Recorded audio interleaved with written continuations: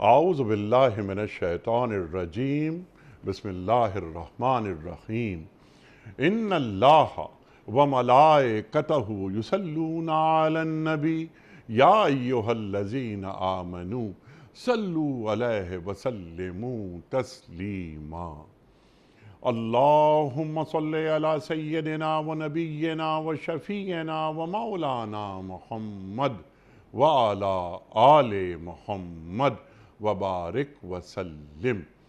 محترم خواتین و حضرات، السلام علیکم۔ پیام صبح کے ساتھ ایک بار پھر حاضر میں ہوں آپ کا میزبان انیق احمد۔ پیام صبح میں قرآن کریم کے مختلف آیات پر ہم بات کرواتے ہیں اپنے ملک کے ممتاز علماء سے، انہیں زحمت دیتے ہیں، تشریف لاتے ہیں اور ہمیں قرآن کریم سے قریب کرتے ہیں۔ ایک مقصد ہمارا یہ بھی ہوتا ہے اپنے پروگرام میں گفتگو کروانے کا کہ قرآن کریم کی ان آیات کو لمحہ موجود سے کیسے جوڑا جائے، کیسے جڑتی ہیں تا قیامت قرآن کریم ذہن انسانی کی امامت کرتا رہے گا۔ ہمارا ایمان ہے انفس و آفاق کا کوئی ایک مسئلہ بھی ایسا نہیں کہ جس کا احاطہ ہمارا دین نہ کرتا ہو، قرآن کریم نہ کرتا ہو۔ قرآن کریم فنڈامنٹلز دیتا ہے، ان فنڈامنٹلز کی روشنی میں اپنے معاشروں کے حوالے سے، اپنے زمانوں کے حوالے سے سسٹم کیسے بنائے جا سکتے ہیں۔ قرآن کریم تفکر کی بات کرتا ہے۔ سوچیں، افلا یتدبرون القرآن ام علی قلوب اقفالها، کیا ہو گیا ہے تم قرآن پر غور نہیں کرتے؟ کیا تمہارے دلوں پر تالے لگے ہوئے ہیں؟ اللہ تعالیٰ قرآن کریم میں ارشاد فرماتا ہے۔ خواتین و حضرات، آج ہم سورہ آل عمران کی آیات 113، 114 اور 115 پر بات کروائیں گے اپنے ملک کے ایک ممتاز عالم دین سے۔ اہل کتاب کے تعلق سے بات ہو رہی ہے۔ سارے اہل کتاب یکساں نہیں ہیں، لیسو سوا فرما رہا ہے اللہ تعالیٰ قرآن کریم میں۔ ان میں کچھ لوگ ایسے بھی ہیں جو راہ راست پر قائم ہیں۔ اہل کتاب راہ راست پر قائم ہیں۔ یہ کن اہل کتاب کی بات ہو رہی ہے؟ تمام اہل کتاب یکساں نہیں ہیں، برابر نہیں ہیں۔ یہ ہم سوالات یقیناً رکھیں گے سیکھنے کے لیے۔ ان کی خوبیاں بیان کی جا رہی ہیں کہ یہ راتوں کو اللہ کی آیات پڑھتے ہیں۔ اہل کتاب اللہ کی آیات، کیا توریت اور انجیل کے تعلق سے بات ہو رہی ہے؟ اور اس کے آگے سجدہ ریز ہوتے ہیں، اللہ اور روز آخرت پر ایمان رکھتے ہیں، نیکی کا حکم دیتے ہیں، برائیوں سے روکتے ہیں۔ ہمارے تعلق سے، امت محمدیہ صلی اللہ علیہ وآلہ وسلم کے تعلق سے اللہ قرآن کریم میں فرماتا ہے کہ کنتم خیر امت اخرجت للناس تامرون بالمعروف وتنہون عن المنکر۔ ایک امت، ایک خاص امت یہ نکالی گئی ہے، نیکی کا حکم دے، برائی سے روکے۔ یہاں پر اللہ تعالیٰ اہل کتاب کے تعلق سے، چند اہل کتاب کے تعلق سے یہ فرما رہا ہے کہ یہ بھی تامرون بالمعروف وتنہون عن المنکر کی بات کرتے ہیں۔ اس پر ذرا روشنی ہم چاہیں گے کہ ہمارے معزز مہمان ڈالیں۔ بھلائی کے کاموں میں سرگرم رہتے ہیں، یہ صالح لوگ ہیں، صالحین۔ قرآن کریم جگہ جگہ صالحین کا لفظ لاتا ہے، انبیاء کے تعلق سے بھی لاتا ہے۔ تو یہاں یہ صالحین یہ لوگ ہیں۔ تو صالحین کیسے ہیں یہ لوگ؟ اور جو نیکی بھی یہ کریں گے اس کی ناقدری نہیں کی جائے گی۔ اللہ پرہیزگار لوگوں کو خوب جانتا ہے۔ بے تحاشا سوالات ذہنوں میں ابھرتے ہیں۔ رکھیں گے سوالات ڈاکٹر محسن نقوی صاحب کے سامنے۔ خواتین و حضرات، ڈاکٹر محسن نقوی کے بڑے کمالات ہیں، الحمدللہ الحمدللہ۔ کمپریٹیو اسٹڈیز آف ریلیجن آپ کا موضوع، پی ایچ ڈی کا، امریکہ سے آپ نے پی ایچ ڈی کیا، سابق ممبر اسلامی نظریاتی کونسل، محترم ڈاکٹر محسن نقوی صاحب۔ ڈاکٹر صاحب کو خوش آمدید کہتے ہوئے پروگرام کا آغاز اللہ تعالیٰ کے بابرکت نام سے۔ سورہ آل عمران آیات 113، 114 اور 115۔ اعوذ باللہ من الشیطان الرجیم، بسم اللہ الرحمن الرحیم۔ لیسوا سواء من اہل الکتاب امۃ قائمۃ یتلون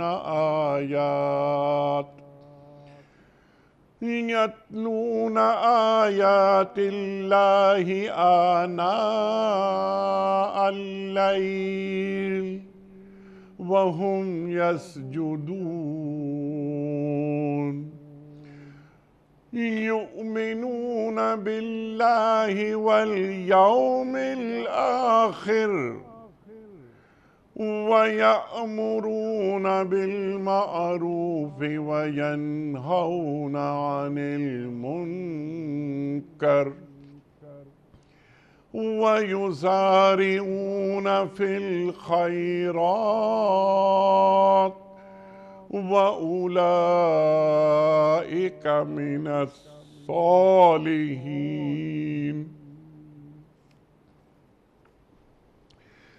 وَمَا يَفْعَلُوا مِنْ خَيْرٍ فَلَنْ يُكْفَرُوهُ وَاللَّهُ عَلِيمٌ بِالْمُتَّقِينَ۔ صدق اللہ العظیم۔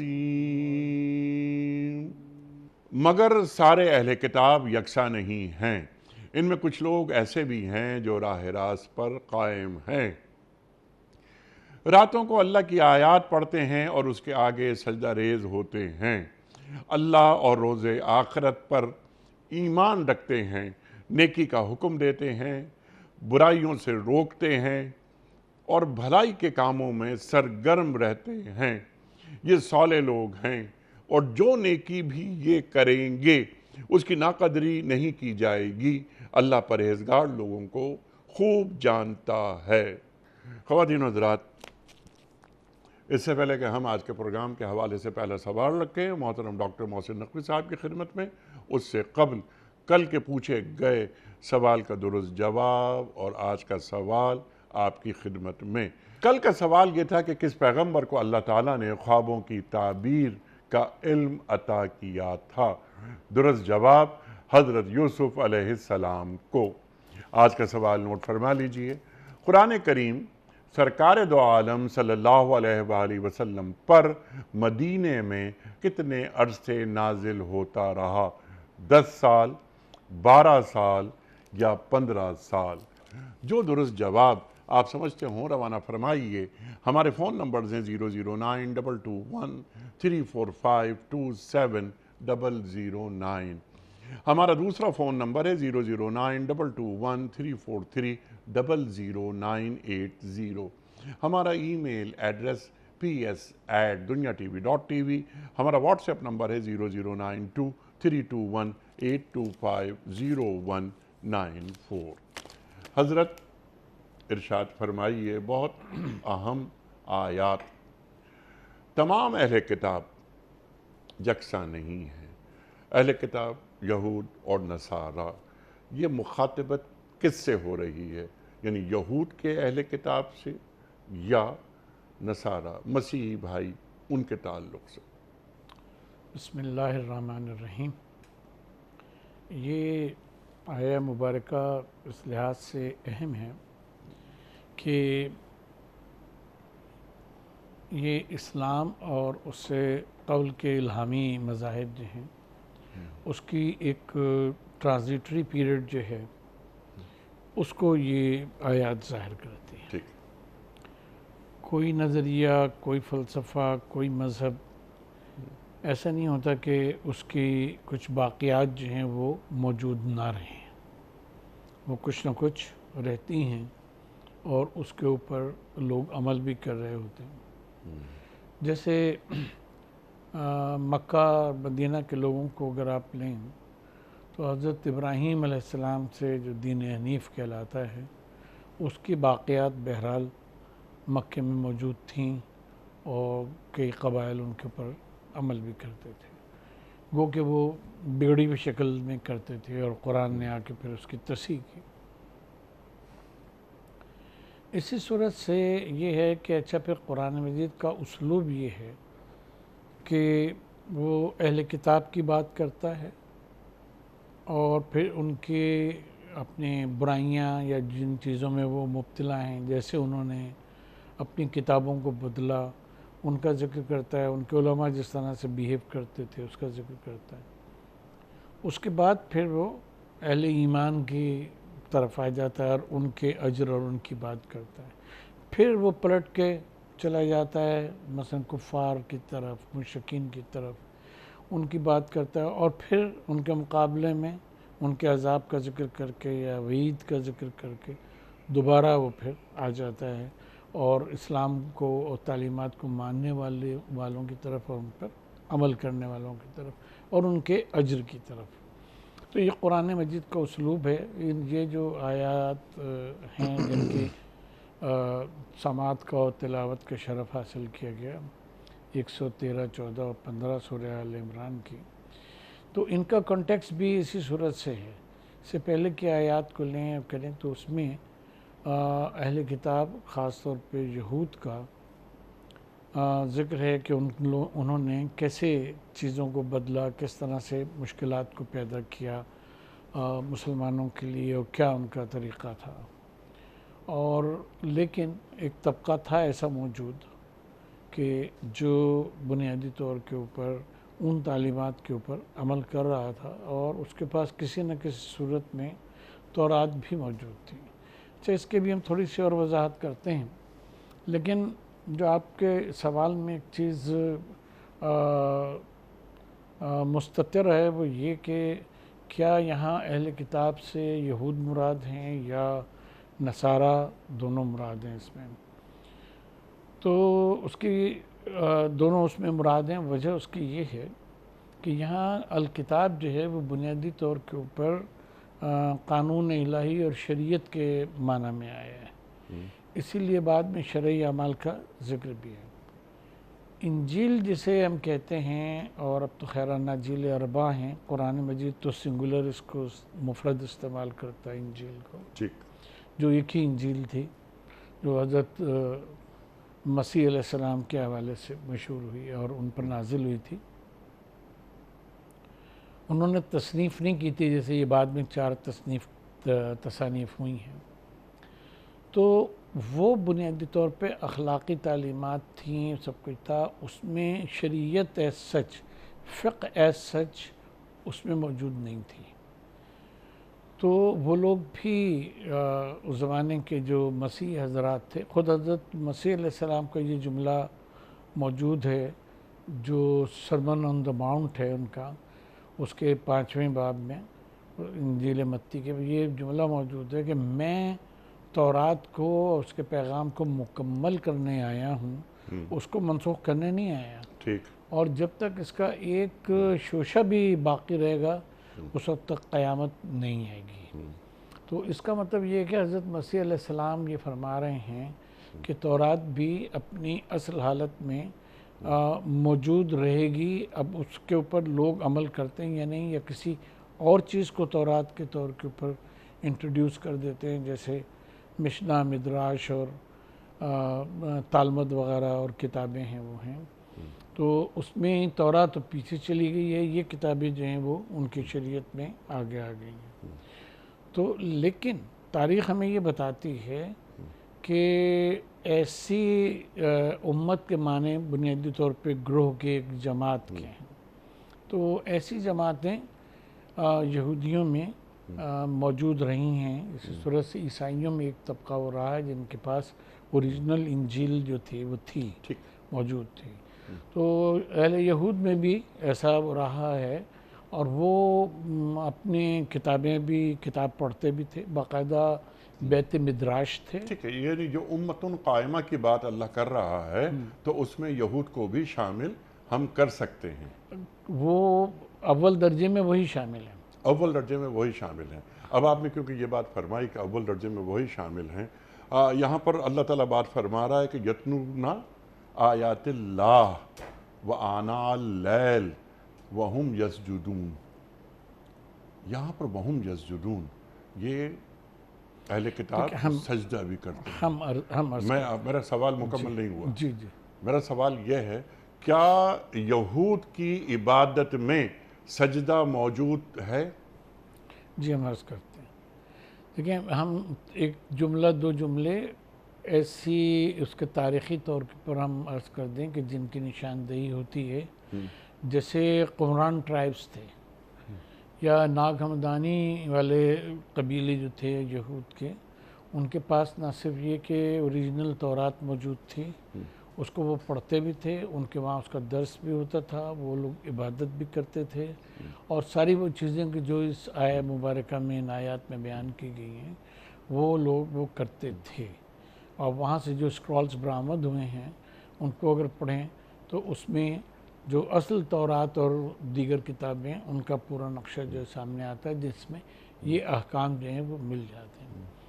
چنانچہ جیسے ہم نے عرض کیا کہ ایسے گروہ موجود تھے، تو ان کے وہاں اللہ تعالیٰ اب جہاں جو کہا گیا کہ وہ آیات کی تلاوت کرتے ہیں، تو وہ وہی آیات ہیں کہ جو اوریجنل تورات میں موجود تھی.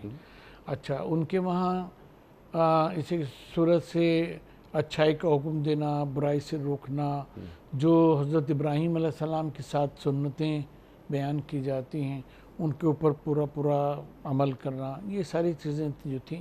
اب آپ کا خاص سوال یہ کہ وہم یسجدون جی جی جو ہے تو کیا ان کے وہاں سجدہ تھا؟ تو سجدہ ہمیں ان کے وہاں نہیں ملتا. لیکن اس قسم کے اور بھی بعض آیات ہیں کہ جس میں اصل میں سجدے کے معنی جو ہیں اور عبادت کے معنی جو ہیں وہ اطاعت کے اور مکمل فرما برداری کے ہیں، کہ جس میں مکمل طور پہ سجدہ خود سپردگی کی علامت ہے کہ اپنے آپ کو پورا کر دینا. اسلامی تعلیمات کے مطابق سجدہ بہرحال وہ نہیں تھا، لیکن جو ان کے وہاں خود سپردگی کے یا عبادت کے آخری مراحل تھے ان میں وہ چیز موجود تھی. وہ ہم یسجدون میں وہ چیز جو ہے وہ داخل ہے، کیونکہ لفظ یسجدون جو ہے وہ صرف اس سجدے کے لیے نہیں ہے بلکہ مکمل سپردگی کا کینوس بڑا ہے. کینوس بڑا. اچھا، اب آپ نے گفتگو فرمائی ہے، اس کے نتیجے میں ایک سوال اور ذہن میں پیدا ہوتا ہے کہ پورے قرآن کریم میں جو مزاج قرآن کریم کا ہے وہ یہود کے تعلق سے اتنا نرم ہے یا مسیحی بھائیوں کے تعلق سے نرم ہے؟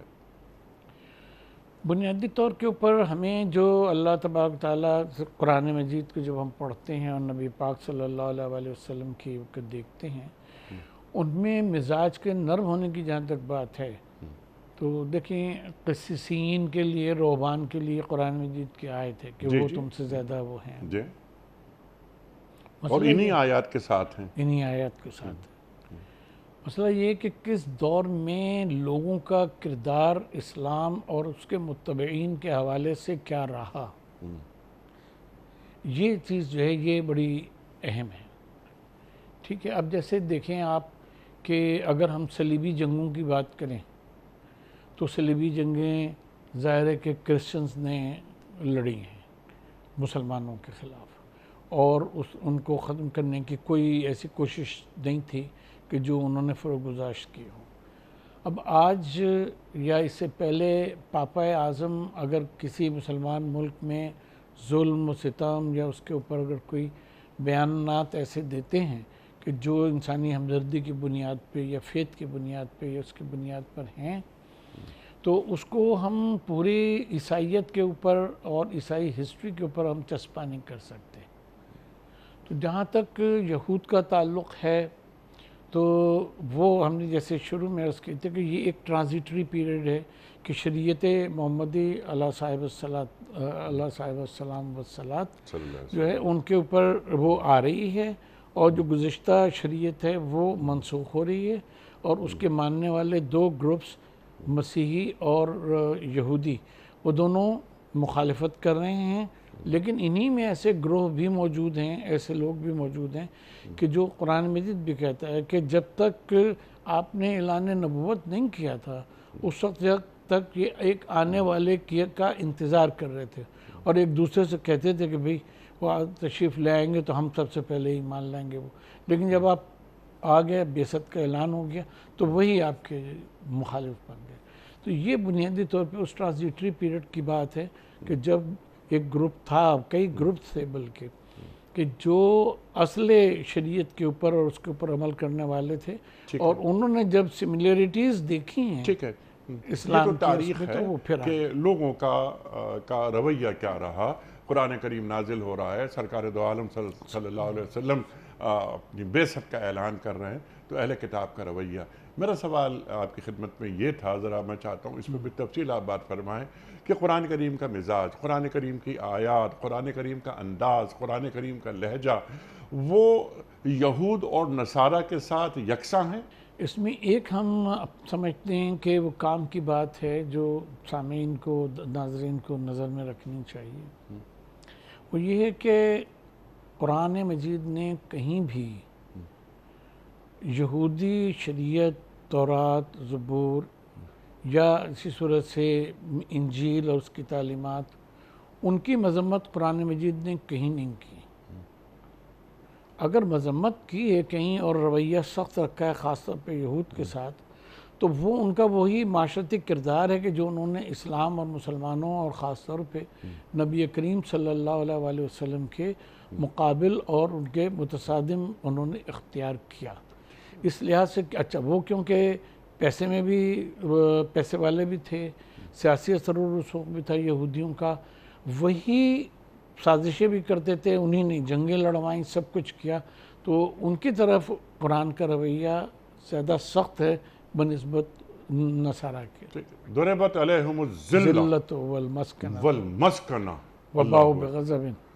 تو یہ اور پھر قرآن کریم فرما رہا ہے نا کہ یہ جو یہود کے مقابلے میں تم مسیحی ان کو لوگوں کو قریب پاؤ گے. یہ دل کے نرم ہیں، راتوں کو اٹھتے ہیں، سجدہ کرتے ہیں. کسی اور جگہ ہماری یہ جو آیت ہے اس میں بھی سجدے کا ذکر ہے، لیکن مسیحی برادری کو قریب، ویسے بھی زمانی مکانی جو ہمارا قربت ہے وہ بھی مسیح علیہ السلام سے، پھر وہ عقائد کے حوالے سے وہ بھی قربت ہے، یعنی توحید، رسالت اور قیامت. جو ہمارا عقیدہ ہے تو وہی عقیدہ مسیحی بھائیوں کا بھی ہے، جو کہ بعد میں جا کر تبدیل ہوا. جیسے آپ نے فرمایا تحریف ہوئی، اور سورہ مائدہ کی آخری آیات جو یوم حشر مکالمہ اللہ کا مسیح علیہ السلام سے، تو مسیح علیہ السلام نے ایک ایک بات بالکل واضح کر دی اور یہ برات کا اعلان کیا کہ اے اللہ تو جانتا ہے، اگر میں نے ایسا کیا ہوتا تو تیرے علم میں ہوتا. یہاں ہمیں دو جملے عرض کریں. ارشاد. دیکھیں، مسیحیت کا ایک ارتقاء ہوا ہے. جی. اچھا، وہ ارتقاء اس طرح سے ہوا، اس کو ہم لوگ 3 حصوں میں تقسیم کرتے ہیں. دیکھیں اگر تو 3 حصوں میں تقسیم ہے. پہلی چیز وہ کہ جو نبی عیسیٰ علیہ السلام کی زبانی جو چیزیں بیان ہوئیں، تو وہ تو توحید کے اوپر اور ان سب چیزوں پہ ہے. خاص طور پہ آپ کا پہاڑی کا جو واعظ ہے، چیپٹر 5 to 7 جو میتھیو میں ہے، انجیل متی میں، پہلی انجیل میں، اس کو دیکھیں تو لگتا ہے کہ یہ واقعی زبان وحی ترجمان سے ادا ہو رہی ہیں ان چیزیں. دوسرا اس کا جو پیریڈ ہے وہ اس وقت کے جب سینٹ پال جو ہے وہ گویا کہ مسیحیت کو قبول کرتے، جو کہ تاریخی طور پہ مسیح حضرات کا سخت دشمن تھا. مسیحیت کو قبول کرتا، اور پھر اس کے جو خطبات ہیں وہ ہیں، انہوں نے مسیحیت کو ایک دوسرا پیرا دیا، اور ساتھ ساتھ حضرت مسیح علیہ السلام کی جو پکچر پورٹریٹ کی وہ اس کے قریب ہے کہ جس وقت آج ان کے بارے میں کیتھولکس اور یہ سب. سینٹ پال سے پہلے یہ تصور تثلیث ٹرینٹی کا واقع نہیں تھا. ٹھیک ہے نا. تیسرا مرحلہ جو آتا ہے، ہم بس کریں تیسرا مرحلہ تثلیث کہاں سے آتی ہے؟ ایک تو سینٹ پال کی طریقوں سے. پھر یہ ہوا کہ جس زمانے میں یہ چرچ، گریک چرچ جو ہے وہ ڈیولپ ہو رہا تھا اور مین وہ حاصل کر لی تھی اس نے، اس زمانے میں یونانی فلسفے کا بڑا زور تھا، اور خاص طور پہ ارسطو کے وہ عقول عشرہ کے جو 10 پریمیسز ہیں جن کی بنیاد کے اوپر فلسفہ چلتا ہے کہ عقل اول نے عقل دوم کو پیدا کیا اور پھر عقل دوم نے سب کو پیدا کیا. تو عقل اول تو فادر گاڈ، جی اس نے عقل ثانی یعنی حضرت عیسیٰ کو پیدا کیا، اور وہ کلمت اللہ ہیں، وہ اس کے ساتھ تھے، جو گاسپل آف جان کی پہلی آیات ہیں. اور باقی جو کائنات ہے وہ سب کی سب حضرت مسیح کے ذریعے سے پیدا ہوئی. تو اب یہ اس طرح سے، اب پھر مسیح کہاں سے پیدا ہوئے؟ وہ مریم اور ہولی گھوسٹ نے ان کو پیدا کیا، روح القدس نے. تو اس طرح سے یہ تخلیق کی جو تسلیس انہوں نے بنائی، تو وہ عقیدے کی تسلیس بن گئی، اور آج تک مسیح جاری ہے. وہ اسی اور کے اوپر مسیح علیہ السلام نے جو دین پیش کیا اس کے خلاف کھڑی ہے، اس کے خلاف کھڑی ہوئی. ٹھیک بالکل، ہاں بالکل. اللہ لٹریچر سے یہی پتہ اکبر، اللہ اکبر. اور یہی بات، یہ سوال مجھے بہت بعد میں رکھنا تھا لیکن کیونکہ گفتگو اس طرف آ گئی ہے، تو کیا اسی بات پر، اسی نقطے پر جو مسیحی بھائی ہیں ان سے مکالمہ ہو سکتا ہے؟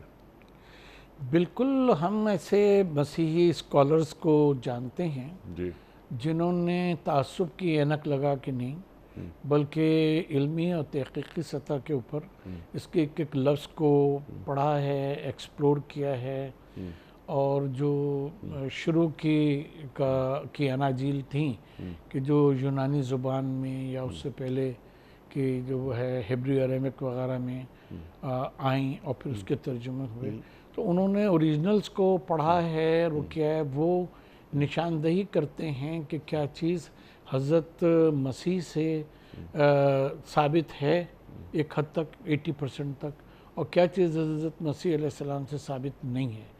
تو ریڈ لینئر بائبل جو چھپی ہے، تو ریڈ لینئر بائبل میں یہ ہے کہ جو سرخ حصہ ہے وہ حضرت تحقیقاً ان کے خیال میں حضرت مسیح علیہ السلام کے ارشادات ہیں. اگر ان کو نکالیں، علیحدہ کریں، اور پھر اس کے ساتھ قرآن مجید میں جو ان کی تعلیمات ہیں اس کو کمپیئر کریں، تو وہ بالکل سیم ہیں.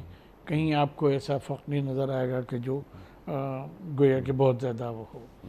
اچھا، دوسرا اس میں بلیک ورسز ہیں، لائنز ہیں، ان کا مطلب یہ ہے کہ یہ حضرت مسیح سے بالکل بھی ثابت نہیں. تیسری گرے لائنز ہیں.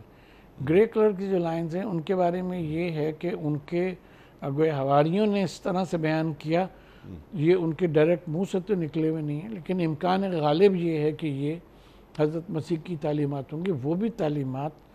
وہ تعلیمات بھی بہت ہی اوریجنل تعلیمات ہیں، اور وہ ریڈ لینئر بائبل جو ہے، ریڈ حصہ، اس سے قریب ترین وہ پیغامات ہیں، اور اسلام سے ایسے متصادم نہیں ہے کہ اس کو کوئی علیحدہ مذہب یا علیحدہ وہ اس کو قرار دیں. جی سبحان اللہ، سبحان اللہ. لیکن جو عقائد میں تبدیلیاں آئیں اور اس میں ملاوٹ آئی، بلکہ تبدیلیاں کیا، ملاوٹ شامل ہوئی. اللہ اکبر. یہ سلسلہ جاتا ہے 250 مسیح تک. ٹھیک ہے. جب ہم نے عرض کی کہ یونانی فلسفہ جو ہے وہ آگے بڑھ رہا تھا، تو اسی میں ایک فلسفی پیدا ہوتا ہے فلاطینوس، پلوٹائنس جس کو کہتے ہیں. 250 میں اس کا انتقال ہوا.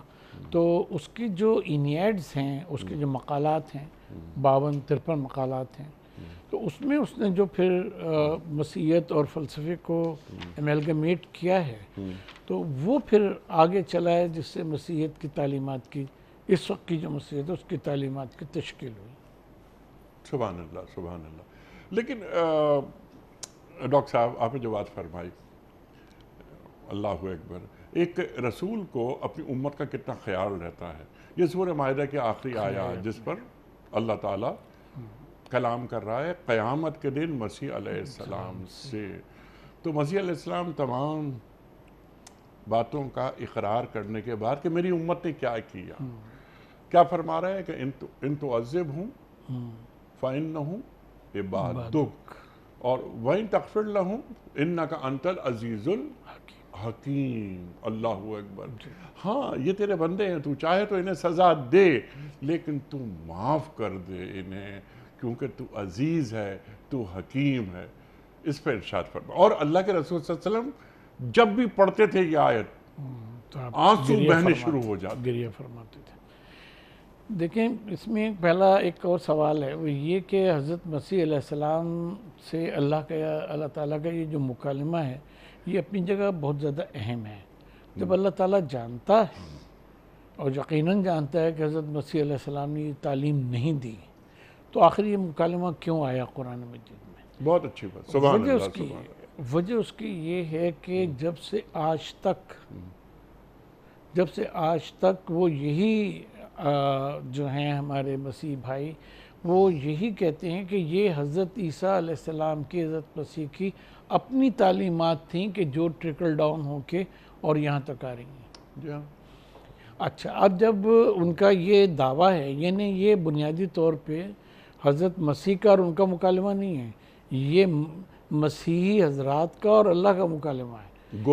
گویا کہ تم کہہ رہے ہو کہ یہ تعلیمات جو ہیں وہ مسیح نے ہمیں دیں اور مسیح نے اللہ سے لے کے دیں، تو ہم تمہیں بتا رہے ہیں کہ مسیح نے اللہ سے یہ تعلیمات تم کو نہیں. یہ تو مسیح السلام خود فرما رہے ہیں نا کہ اللہ تو جانتا ہے نا، جو تیرے یہاں پر نفس کا لفظ آیا کہ جو تیرے نفس میں موجود، لیکن تیرے نفس میں کیا ہے وہ میں نہیں جانتا. اور یہاں نفس سے مراد بنیادی طور کے پر ظاہر اللہ تعالیٰ کا تو کوئی نفس اور روح ہے نہیں، اس سے مراد یہ ہے کہ جب ہم عربی میں کہتے ہیں کہ مثلا آپ سے کہیں کہ 2 بلو پینس آپ کو دیں اور کہیں ان میں سے آپ کہیں کہ لکھنا ہے مجھے کچھ، ہم کہیں کون سا دے دیں، تو آپ عربی میں کہیں گے کہ نفس شے، جو سبھی دے دیے. یعنی جس کی حقیقت ایک ہوتی ہے اس کے لیے نفس کا اطلاق ہوا کرتا ہے. تو یہاں جو نفس کا مطلب ہے تو یہ گویا کہ اللہ کا قائم مقام ہے. نفس جو تیرے نفس میں، یعنی جو تیرے علم کا حصہ ہے، جو تیری ذات کا حصہ ہے، تو تو جانتا ہی ہے کہ کیا تھا اور کیا نہیں تھا. تو یہ بنیادی طور پہ ان کے اس دعوے کی نفی ہے کہ حضرت مسیح علیہ السلام کی تعلیمات یہ تھیں جو وہ دے کے گئے. اللہ تعالیٰ وہ خود فرما رہے ہیں کہ میں نے یہ تعلیمات جو ہیں نہیں لی ہیں، اور مسیح علیہ السلام جانتے ہیں اس بات کو کہ میری امت نے میرے احکامات پر عمل نہیں کیا، بلکہ اس کو بدل دیا. سبحان اللہ. اب میں نے جو بات آپ کی خدمت میں، بلکہ قرآن کریم کی آیت کہ ان تعذبہم فإنہم عبادک، تو چاہے، ہاں یہ تمام یہ الزامات نہیں ہیں، یہ جرائم ہیں جو میری امت کرتی رہی، تو چاہے تو انہیں عذاب دے دے. فَإِن تَغْفِرْ لَهُمْ وَإِنَّكَ أَنْتَ الْعَزِيزُ الْحَكِيمُ، لیکن اے اللہ تو انہیں معاف کر دے. اللہ اکبر. ایک رسول کا تعلق اپنی امت سے کیا ہوتا ہے؟ جی آپ نے یہ بات کی تھی اور ہمارے ذہن سے سب نکل گئی. ہم یہ عرض کریں کہ دیکھیں حضرت مسیح علیہ السلام کے جو تعلیمات ہیں اور ان پہ عمل کرنے والے لوگ ہیں، ان میں جو اخلاقی تعلیمات ہیں وہ تو کافی بہتر طریقے سے ان لوگوں نے اپنے عمل میں اور اپنے اس میں کردار میں ریٹین کرنے کی کوشش کی اور اس کے اوپر وہ کرتے ہیں. ٹھیک.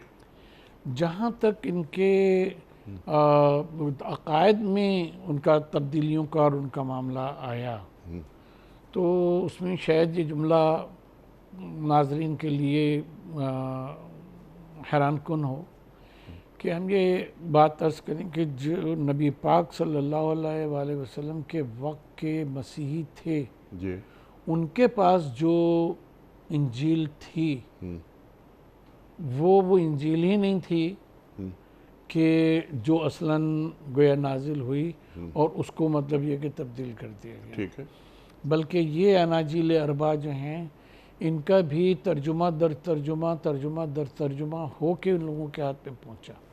اچھا، اب اس کی دلیل ہم آپ کو تاریخ سے دیتے ہیں. نجاشی کے دربار ہے اور نجاشی کے دربار میں حضرت جعفر ابن ابی طالب علیہ السلام جو ہیں وہ، اور یہاں سے جو مسلمان حبشہ ہجرت کر کے گئے وہ موجود ہیں. اور ان سے یہ کہا جاتا ہے، نجاشی سے یہ کہا جاتا ہے کہ ان سے پوچھیں یہ حضرت مسیح کے بارے میں کیا عقائد رکھتے ہیں، تو ان کے عقائد تو آپ کے عقائد سے بالکل مختلف ہیں اور غلط ہیں ان کے عقائد. تو اس وقت تو کہتا ہے کہ اچھا تم حضرت مسیح کے بارے میں کیا عقائد رکھتے ہیں تمہارے؟ تو وہ قرآن مجید کے ہی سورہ مریم کی آیات اور وہ جو ہیں وہ پڑھتے ہیں کہ مسیح ابن مریم کون ہے، حضرت عیسیٰ علیہ السلام کا کیا مقام ہے، یہ سب۔ تو تاریخ یہ کہتی ہے کہ وہ جو ہے اپنی جگہ سے کھڑا ہو گیا اور انہوں نے کہا کہ واللہ مسیح اس سے ایک دن کے برابر بھی نہ کم ہے نہ زیادہ ہے۔ ٹھیک ہے۔ اس کا مطلب یہ ہے کہ اہل حبشہ میں انجیل کا وہ ورژن موجود تھا جس میں حضرت مسیح علیہ السلام کی یہی جو وہ ہیں اور ان کی تعلیمات اور ان کا اللہ کا نبی ہونا اور بے باپ کے ان کی ولادت، معجزانہ ولادت، یہ ساری چیزیں جو ہیں وہ ان کے عقائد کا جز تھیں۔ اچھا ڈاکٹر صاحب، اب آپ سے سیکھنے کے لیے ایک سوال اور میں آپ کی خدمت میں رکھتا ہوں۔ مسیح علیہ السلام رسول، وہ اللہ سے درخواست کر رہے ہیں اپنی امت کی بخشش کی درخواست کن کے بارے میں ہو رہی ہے؟ ان امتیوں کے بارے میں کہ جو شرک کی مرتکب ہوئی ہے۔ تو شرک صریح کی مرتکب ہوئی ہے اور وہ سلسلہ آج تک جاری ہے۔ میرا سوال سمپل سا آپ سے یہ ہے کہ ان الشرک لظلم عظیم، اللہ قرآن کریم میں فرماتا ہے۔ تو مشرکین کے لیے جو کہ امتی بھی ہیں، ان کے لیے رسول، ان کی مغفرت کے لیے ان کا رسول کیوں دعا کرتا ہے؟ ان کی تو دعا، یہ جو آیہ مبارکہ ہے حضرت مسیح علیہ السلام کی جہاں وہ ہے، اس میں دعا تو نہیں ہے۔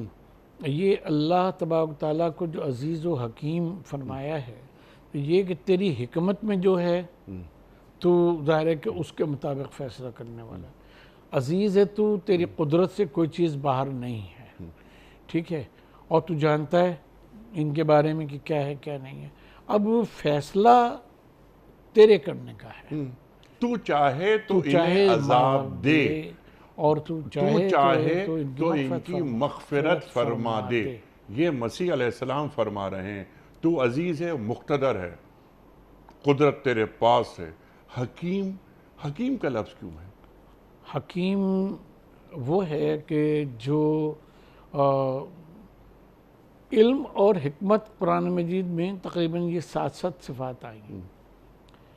حکیم کے معنی یہ ہیں کہ جو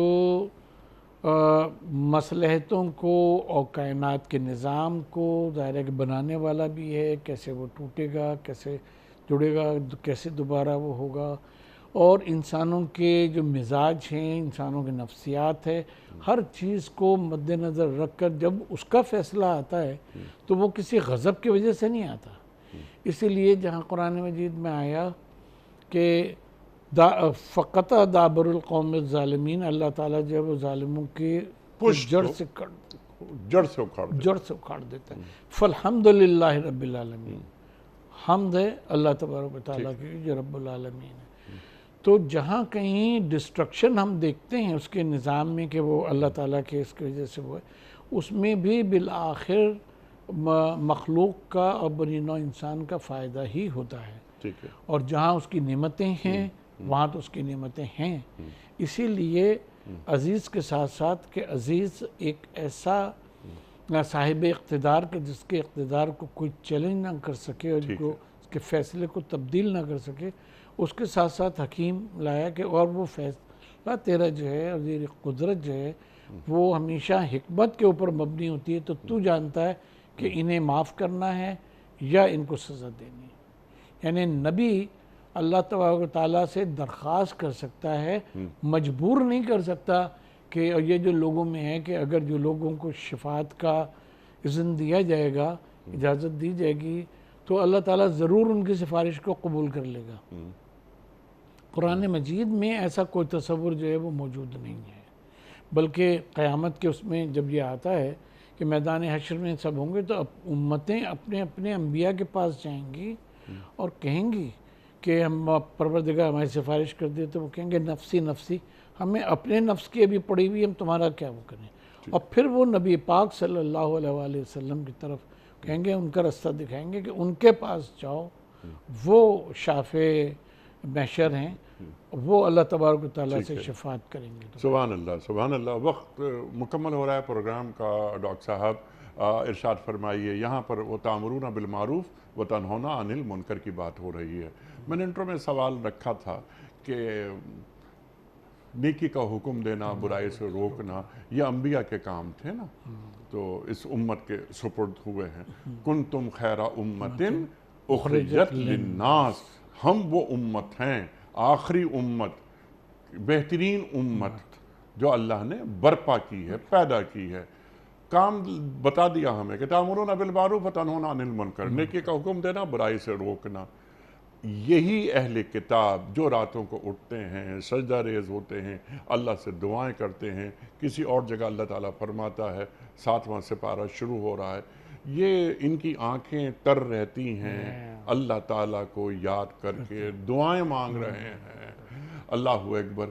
ان کا بھی وہی کام ہے جو نیکی کا حکم دیتے ہیں، برائی سے روکتے ہیں. تو دونوں میں کیا فرق ہے؟ دونوں میں فرق یہ ہے کہ دیکھیں جیسے اور ہم انبیاء کو لیتے ہیں کہ ان کی نبوتیں یہاں تک کہ اولو العزم پیغمبر جو ہیں ہمارے، جن میں حضرت موسیٰ علیہ السلام بھی شامل ہیں، ان کی شریعتیں ان کے وقت اور ان کے حالات اور ان کی قوم کے لیے تھیں. نبی کریم صلی اللہ علیہ وآلہ وسلم کی جو نبوت ہے اور رسالت ہے وہ پوری کائنات کے لیے، رب العالمین کے نمائندے رحمت للعالمین ہیں. تو ان کی امتوں کا جو فرض تھا امر بالمعروف اور نہی عن المنکر، وہ ان کی جو وہ تھی کمیونٹی اس تک محدود تھا. ان کا کام یہ نہیں تھا کہ وہ نکل کے آئیں اور باقی لوگوں میں وہ پھیل جائیں اور ان کو امر بالمعروف اور نہی عن المنکر کریں. لیکن یہاں خاص طور کے اوپر جو الفاظ استعمال ہوئے ہیں وہ اخرجت للناس،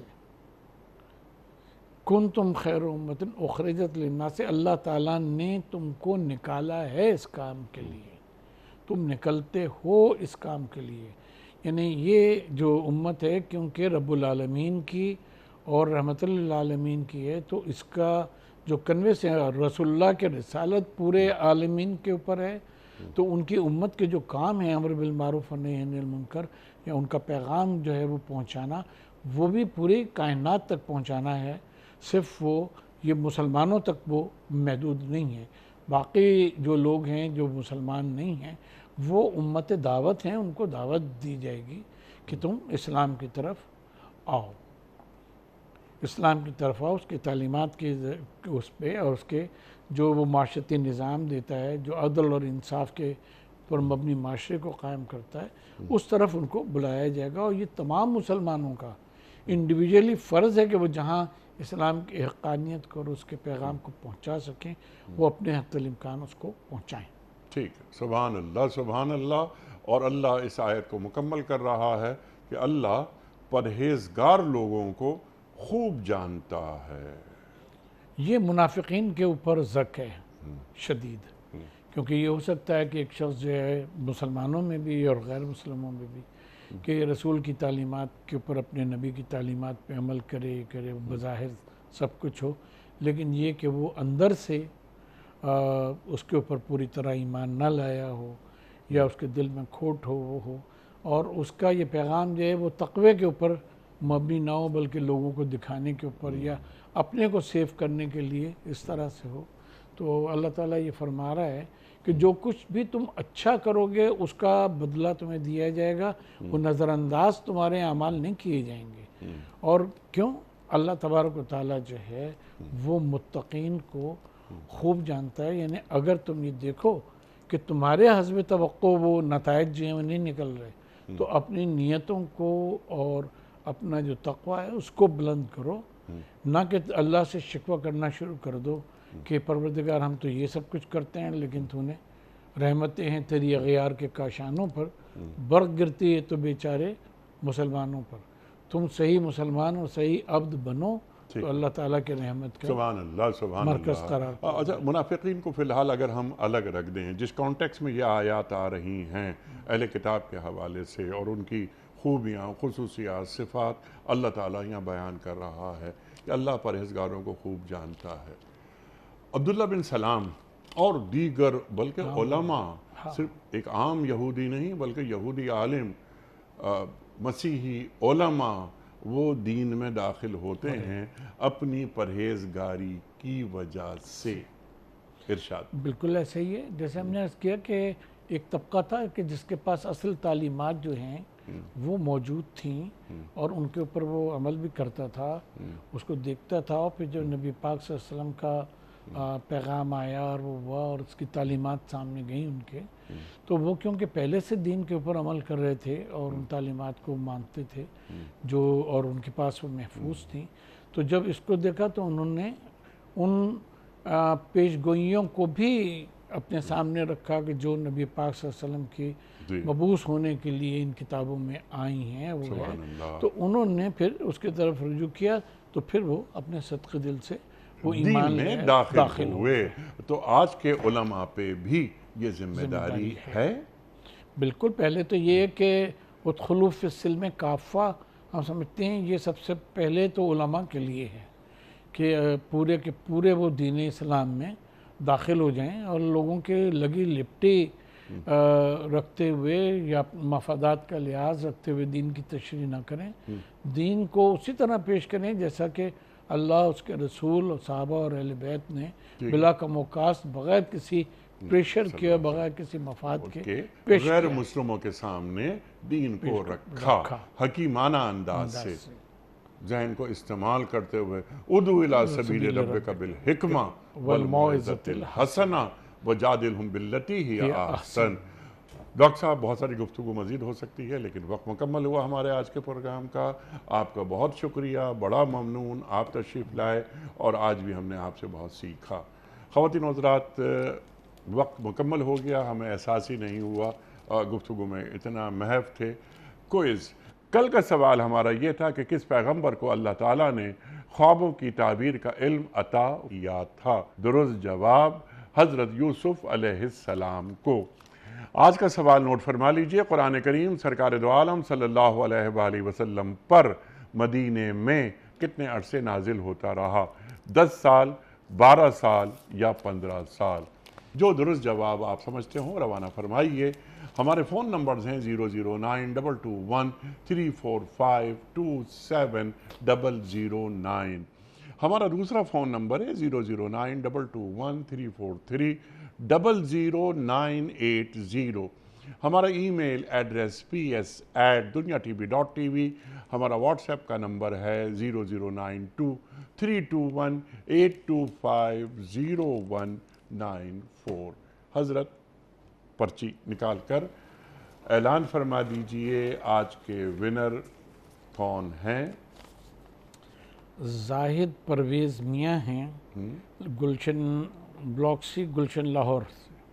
اچھا، گلشن لاہور سے، گلشن لاہور سے زاہد پرویز میاں۔ زاہد پرویز میاں، آپ کی خدمت میں دنیا ٹی وی کی جانب سے دینی کتب پر مشتمل گفٹ ہیمپر آپ کے گھر بذریعہ کوریئر روانہ کیا جا رہا ہے۔ آپ کو بہت بہت مبارک ہو۔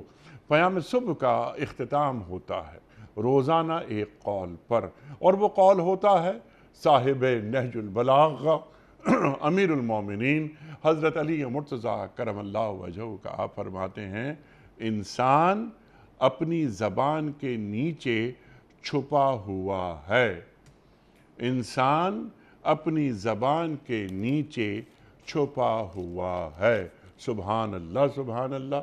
اپنے میزبان انیق احمد کو کل تک کے لیے اجازت دیجیے۔ خدا حافظ۔